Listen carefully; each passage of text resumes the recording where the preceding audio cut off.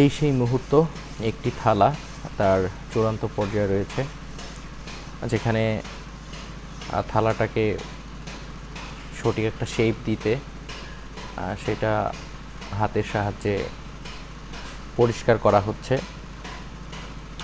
এরপর আরেকটা ধাপ আছে, তারপর হচ্ছে ক্রেতার কাছে চলে যাবে। তবে সবচেয়ে কঠিনতম ধাপগুলোর মধ্যে এটা অন্যতম একটা। এখানে প্রচুর পরিমাণে শ্রম লাগে, আর আপনারা দেখতেই পাচ্ছেন আমাদের খাঁটি ইসলামপুরি কাঁসার জিনিসগুলো এইভাবেই হাতে তৈরি করা হয়, হাতের তৈরি দক্ষ কারিগর দ্বারা।